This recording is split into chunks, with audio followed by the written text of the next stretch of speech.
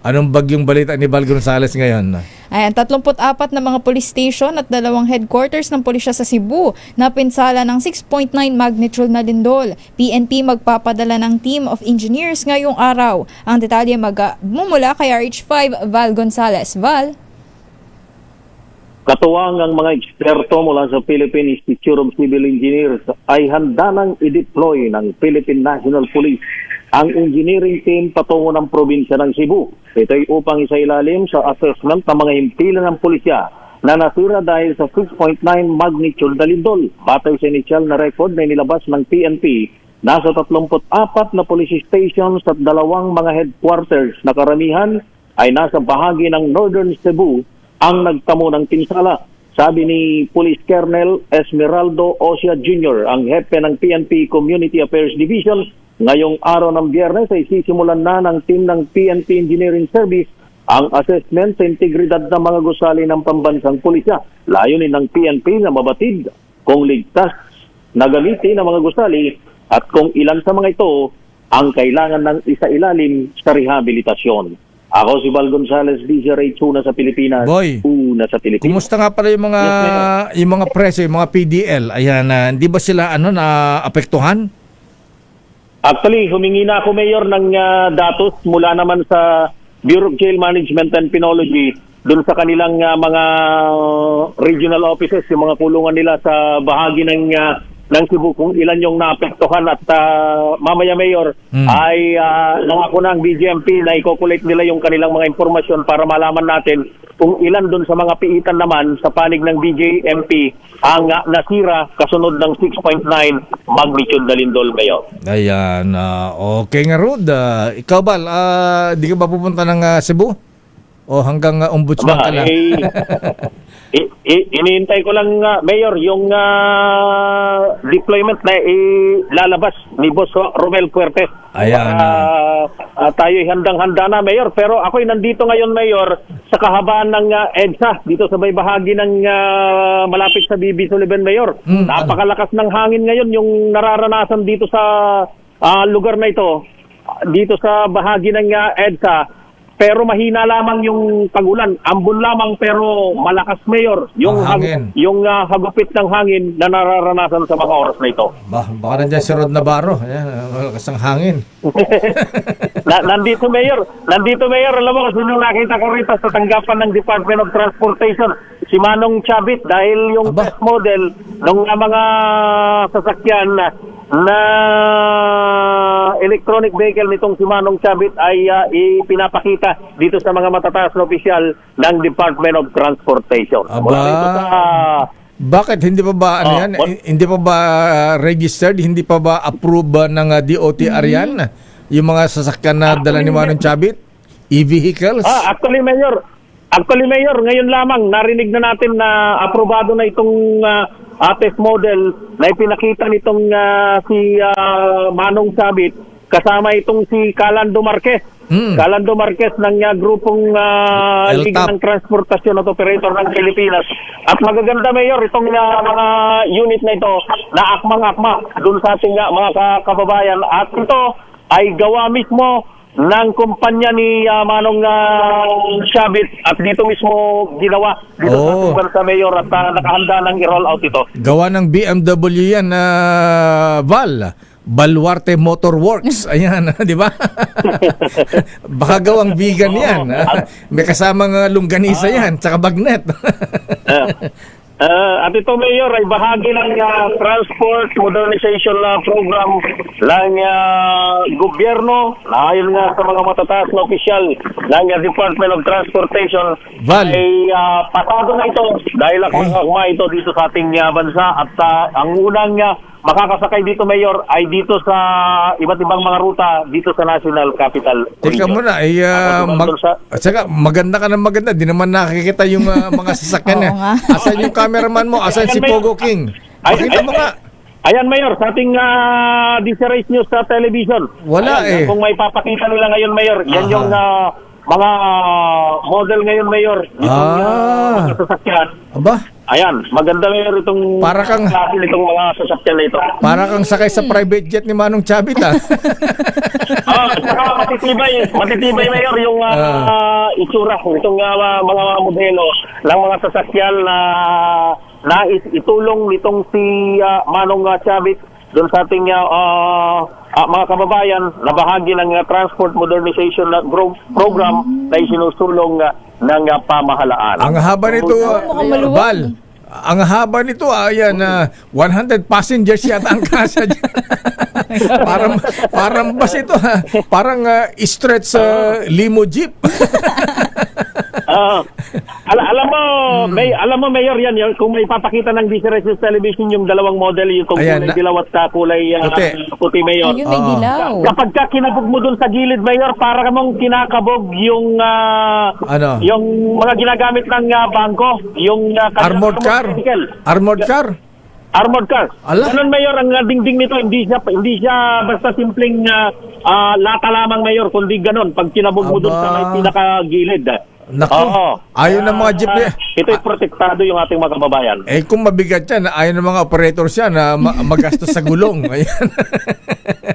At saka preno. Mura naman daw makukuha, sabi ni Manong Chavit, Mayor. Presyong Ilocano ba yan? Presyong Ilocano ba? Magkano? Magkano isa? Presyong Ilocano, hindi pa binabanggit pero dahil pinag-aaralan pa yung presyo Mayor. Pero ang binabanggit ni Manong Chavit, ang kanyang plano, ito kahit malugi na siya basta makatulong lang daw sa gobyerno. Ayan, sabi mo kay Manong Chavit, kulang ang design.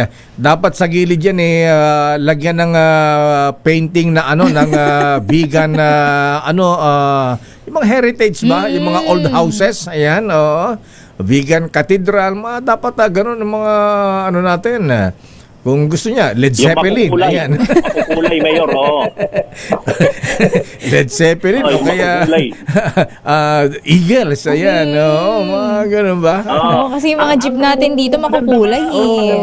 Ang maganda pa rito, Mayor, ito ay hindi gumagamit ng gasolina. Ito ay electric vehicle, Mayor. Ano ba yan? Ang tawag nito? Electrocution free ba yan? Baka mamaya Baka daw makuryente. pagka binaha tayo dyan, makuryente naman pasahero dyan, Val. Hindi, ang model kasing pinaggayahan nito, Mayor, na inimprovise at inimprove pa, ay galing, Mayor, dun sa bansang South Korea. Doon ang pinanggalingan nito. Ayan, baka siguro baka kaya safe yan. Baka ang battery nasa bubong, Val.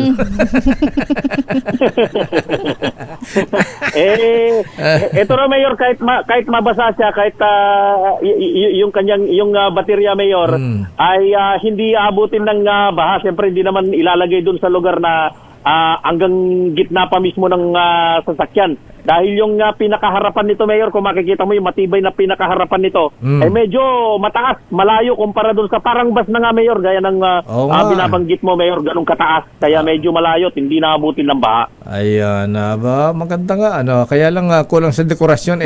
Dapat mga jeep natin, colorful yan.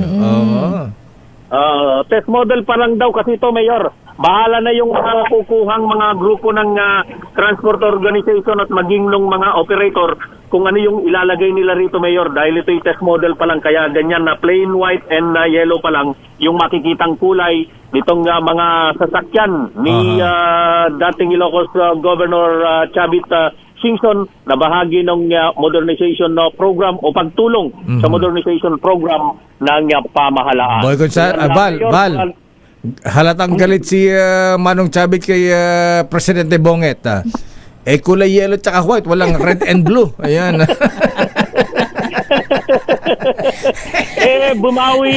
Bumawi naman daw, Mayor, doon sa suot ni Calando Marquez na kulay pula. Ganun ba? Ayan. Ang batter daw ba niya ni Everready o Motolite? Mayor, nabanggit mo yung battery.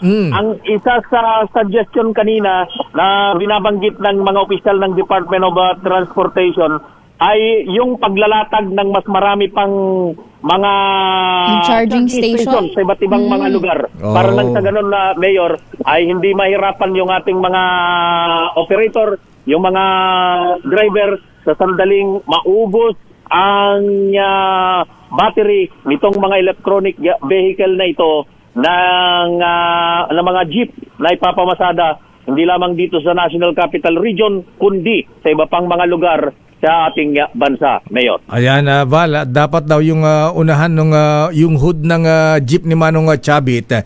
Di ba usually kabayo ang nilalagay dyan o kaya mahabang trumpet, di ba? Ilagay daw dyan yung tigre ni Manong Chavit.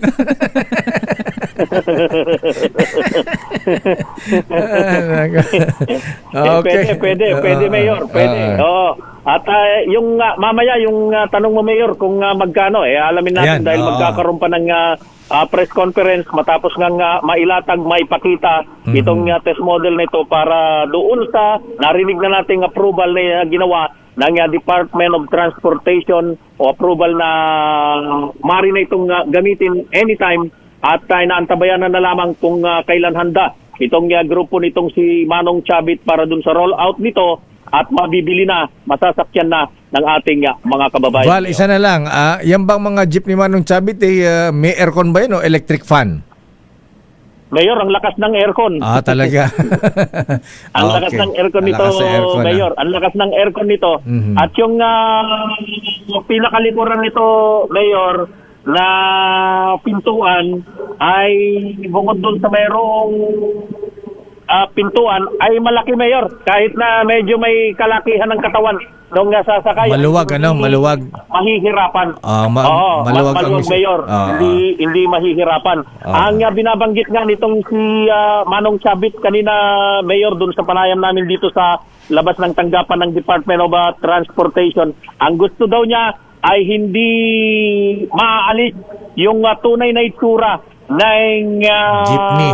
Philippine jeepney Ayan. na makikita lamang dito sa ating bansa, Mayor. Kaya itong model na ito ay akmang-akma, konting pagbabago lamang dun sa itsura ng ating mga jeep na noon pang 1940s ay umarangkada na dito sa iba't ibang lugar sa ating bansa. Okay nga, Rod. Mula rito sa kahabaan ng EDSA, dito sa lungsod ng San Juan, na nararanasan nga yung malakas na pagulan. Ako si Val Gonzales, DZRH, una sa Pilipinas, una sa Pilipinas.